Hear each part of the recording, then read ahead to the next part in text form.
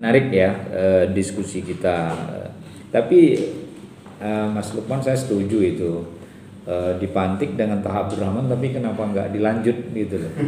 Saya justru menarik kan itu kan sebenarnya diungkap dalam hal ini. Tapi nggak apa-apa. Dan kita juga membahas tentang Ibnu Miskawayh ini sangat menarik, dan di jurnal yang saya tulis itu memang kalau ada orang yang mengatakan bahwa Ibnu Miskawayh itu sebagai filsuf yang mencoba objektif, ya. Kenapa mencoba objektif? Dia tidak mau dikatakan sebagai penjiplak teori Yunani gitu loh. Biarkan Yunani dengan pemikiran Yunani. Islam juga punya konsep sendiri gitu kan. Karena di dalam Islam itu kan para patetik itu kan juga ada kan. Jadi orang-orang yang mengikuti aliran filsafatnya Aristoteles misalnya, lalu menjadikan dia sebagai guru pertama gitu, itu ada juga. Paling tidak dia ingin mencirikan dirinya dengan seperti itu. Oke, dudukkan sesuatu itu pada posisinya masing-masing. Kalau dia mendudukkan sebagai atau pada posisi masing-masing, dia ingin menunjukkan dirinya sebagai pengkaji. Itu menurut saya, dia mengkaji. Sebagai seorang muslim dia objektif. Saya sudah punya bawaan sebagai seorang muslim bahwa kajian saya, pemahaman saya tentang Islam dasarnya Al-Quran As-Sunnah. Sementara di dalam perspektif Yunani itu kan dominasinya adalah pemikiran-pemikiran rasional kan? Nah, dan ketika kita memposisikan dengan posisi yang berbeda itu, tentu akan terlihat bahwa Islam dengan berangkat dari dasar Al-Quran dan As-Sunnah, sementara Yunani yang berangkat dari rasionalitas itu murni gitu, tentu memiliki perbedaan-perbedaan. Nah, yang tidak bisa kita pungkiri dari aspek metodologi, dia banyak memang mempengaruhi pemikiran dia dari Yunani itu, ya. Karena memang saya kira kalau kelebihan dari era translator atau transkrip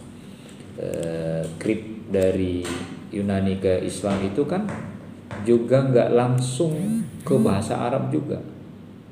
Jadi ada yang translate dari Yunani itu ke bahasa Syria dulu, ya. Ada bahasa Armenia dulu, Aramaik ya. Nah, baru ke Islam, ya. Jadi kalau seandainya ada kadang-kadang istilah-istilah yang di dalam Yunani ada tetapi di dalam Islam tidak ditemukan atau sudah disesuaikan dengan bahasa Islam, saya kira itu sangat bisa dipahami. Makanya banyak filsuf muslim itu setuju dengan mengatakan falsafatul akhlak, tetapi juga ada yang setuju dengan etika Islam. Kalau falsafatul akhlak dia mengatakan ya murni dari al-hikmah, sumber dari ajaran Islam, endogenous Islam, ya, tidak mengambil pada Yunani. Tetapi ketika kita bicara tentang etika Islam, etika sendiri sudah kan berbau Yunani kan, etikos kan. Berarti teori-teori etika Yunani lalu dibawa ke Islam untuk memotret, untuk menganalisis bagaimana kita memahami teori-teori akhlak dalam Islam. Kalau saya adalah orang-orang yang termasuk saya objektif, bahwa menggunakan teori orang lain untuk memahami teori yang ada pada kita itu bukan sesuatu yang terlarang menurut saya, sejauh kita memang nggak punya teori untuk melihat. Menurut saya loh ya. Jadi kalau kita misalnya memiliki alat teropong yang nggak sebagus alat teropong orang, lalu kita pinjam supaya yang kita teropong itu jadi jelas, ada yang salah kan? Tidak kan? Makanya translate dari bahasa Yunani ke Islam itu bagi saya adalah bagian dari sejarah, ya, dan tidak bisa kita pungkiri itu, karena memang peradaban Yunani dengan peradaban Islam itu jauh sekali perbedaannya. Nabi abad ke-6 kan, 571 itu. Sementara Islam itu mulai memasuki era kejayaan itu abad ke-7 kan, abad ke-7 sampai ke-12, golden age-nya situ kan. Kalau dari abad 7 ya, sementara Yunani misalnya kalau kita merujuk ke Aristo dan Plato abad ke-3 atau ke-2 sebelum Masehi, berarti ada 10 abad. Kalau konsep-konsep itu berbeda pemahamannya, wajar kan? 10 abad loh. Itu kita makanya logika loh ya. Kita menggunakan logika kita. 10 abad loh. Kalau kita menggunakan istilahnya Thomas Kuhn, ada shifting paradigm, perubahan paradigma atau pergeseran paradigma. Itu sesuatu hal yang wajar. Ketika kita melihatnya dalam sudut pandang yang berbeda. Tinggal kita menurut saya ketika menggunakan metodologi yang bermacam-macam itu, kita harus menemukan metodologi sebagai alat yang tepat untuk membaca. Ya, mana yang pas di antara berbagai metodologi yang kita gunakan itu. Itu pertama ya. Yang kedua, kalau kita bicara tentang pemikiran etika Ibnu Miskawai, ya sebenarnya dia berangkat dari pengaruh Plato, tadi sudah saya singgung ya, tentang jiwa, atma ya, kalau dalam bahasa Sanskertnya, di mana jiwa itu sendiri kan mengajak kita untuk melakukan perbuatan yang dipentingkan atau perbuatan yang layak atau harus kita lakukan. Nah, sehingga sifatnya itu adalah sifat manusia yang fitrah. Makanya kalau dalam persamaan Al-Ghazali dengan Ibnu Miskawai tentang akhlak itu atau etika itu adalah ketika kita melakukan kebiasaan-kebiasaan baik itu, kita melakukannya itu secara terus-menerus tanpa kita melakukan pertimbangan. Maksudnya apa? Ketika kita melakukan kebaikan, ya selanjutnya kita yang menjadi orang baik. Ada orang jatuh, nggak usah kita tunggu dulu, kita mikir, perlu saya tolong nggak? Ya enggak kan, naluri kita tolong. Ketika kita dikagetkan orang, saya selalu memberikan istilah contohnya seperti itu. Kalau orang baik, kalau dia biasa dengan kata-kata thayyibah, kalimat-kalimat thayyibah, kita kan, astagfirullahaladzim, kan gitu kan. Tapi kalau orang pencitraan, pernah di depan pacarnya gitu kan, subhanallah jangan dong saya, giliran nggak ada yayangnya di situ kan, dia ngomong dikaget, buset loh, kayak gitu kan. Berarti kan kebiasaan-kebiasaan dia yang tanpa dipertimbangkan aslinya ya kebiasaan buruk. Tapi karena dia pencitraan, yang keluar adalah ya kalimat yang baik gitu loh. Padahal sebenarnya kalau Al-Ghazali dan Ibnu Miskawai itu enggak dipikirkan lagi. Coba kalau orang kaget itu kan refleks kan. Kalau refleks itu kan kita nggak sempat berpikir kan. Tapi kalau orang baik, astagfirullahaladzim, subhanallah kan gitu, tanpa kita pertimbangkan lagi. Nah maka jiwa itu ya yang mengajak kita untuk melakukan perbuatan tanpa kita perhitungkan kadang-kadang, tanpa kita pertimbangkan lagi. Kalau memang baik, kita lakukan memang itu dengan baik. Nah, lalu ya, apa yang menarik tentang jiwa ini dari Ibnu Miskawai itu, bahwa menurut dia jiwa itu ya, atau kesempurnaan jiwa itu merupakan target dari upaya meraih kebahagiaan. Jadi kalau kita ingin bahagia, bersihkan jiwa kita dulu. Kalau kita ingin seneng, jiwa kita yang dibersihkan. Nah tadi kalian diskusikan itu. Kalau tadi misalnya bilang katanya kalau persoalan lingkungan segala macam itu berkaitan dengan jiwa. Interpretasinya adalah persoalan manusia sekarang itu adalah persoalan kejiwaan.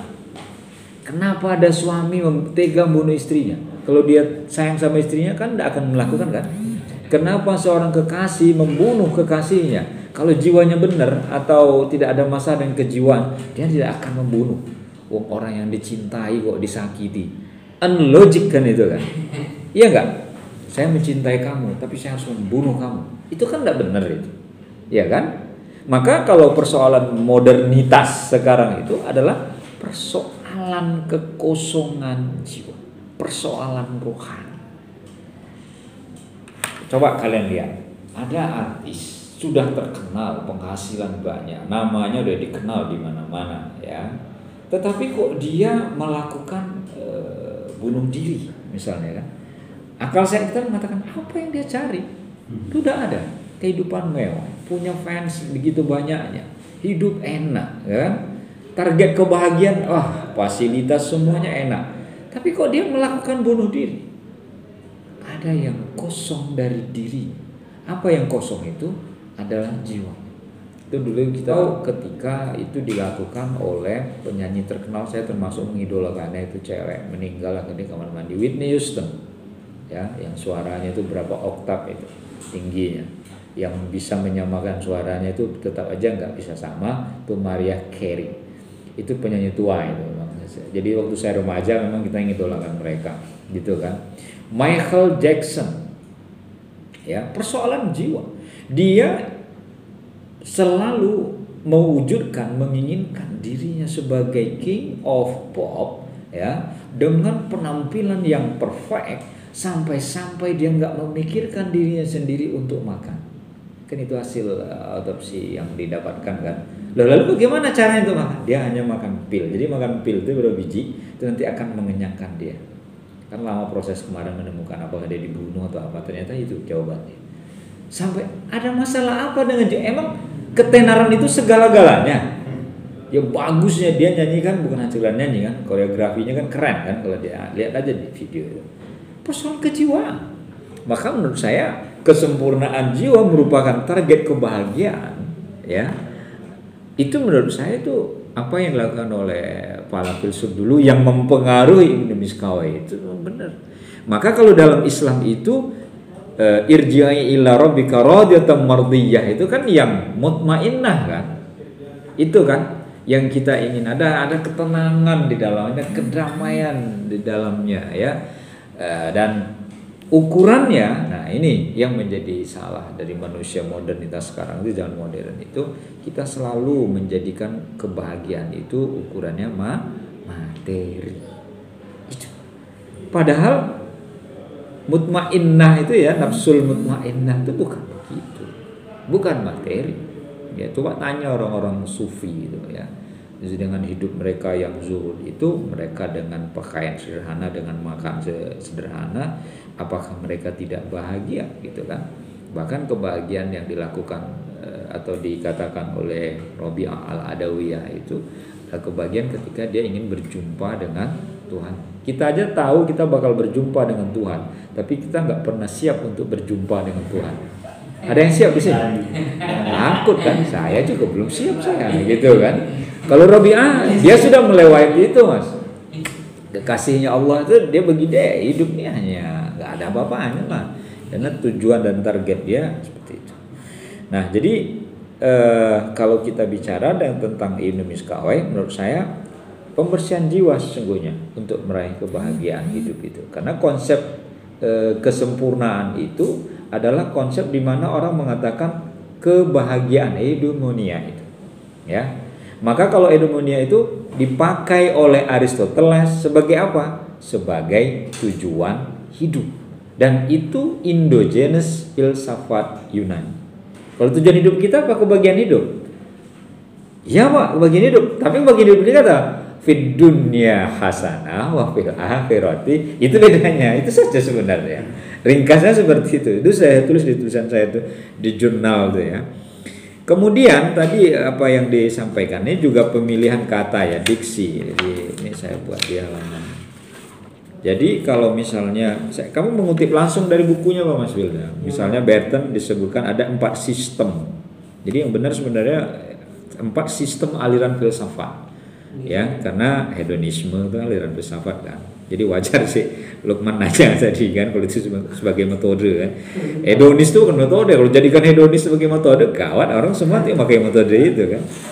Hegemonia juga, utilitarianisme itu juga ya kemanfaatan ya. Jadi Jeremy Bentham ya, tokoh yang paling populer selain John Stuart Mill itu, dia mengatakan bahwa kalau bahagia itu atau kebahagiaan yang kita cari itu membawa kemanfaatan sebesar-besarnya buat kita dan kesenangan yang sebesar-besarnya buat kita, kita sudah bahagia itu.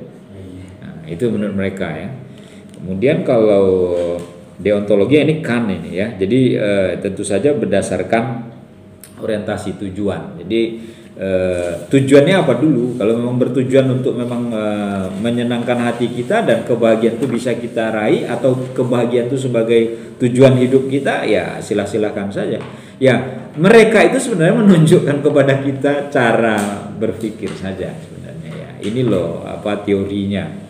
Sehingga kalau kita membaca, saya mengajarkan materi ini kepada kalian supaya paling tidak ketika membaca Ibnu Miskawai kalian sudah tahu teori Ibnu Miskawai. Ketika kalian nanti membaca Al-Ghazali, kita jadi paham pemikiran Al-Ghazali. Nah, karena tadi menyinggung Al-Ghazali seperti singgung tadi, kenapa dia tidak begitu populer? Dan dia memang banyak dikaji di dalam filsafat, etika ya. Kalau Al-Ghazali saya lebih cenderung melihat dia banyak dikaji dalam akhlak. Sementara di Islam, antara etika Islam dengan akhlak itu masih dibedakan hingga saat ini kan. Nah, di tempat kalian aja katanya falsafatul akhlak kan. Kalau kita di sini kan enggak kan. Nah, itu. Jadi wajar Mas kalau populer menurut saya Al-Ghazali kalau dalam hal ini, ya. Dan bukan karena dia kan sama-sama orang Iran ini.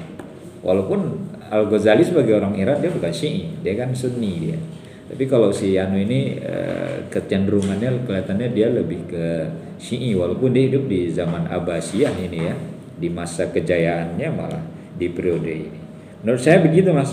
Dan kebetulan kitab Ihya Ulumuddin itu sangat populer di dunia Islam. Tahzibul Akhlaq itu hanya diketahui oleh mahasiswa S1 dan S2. S1 aja belum tentu tahu.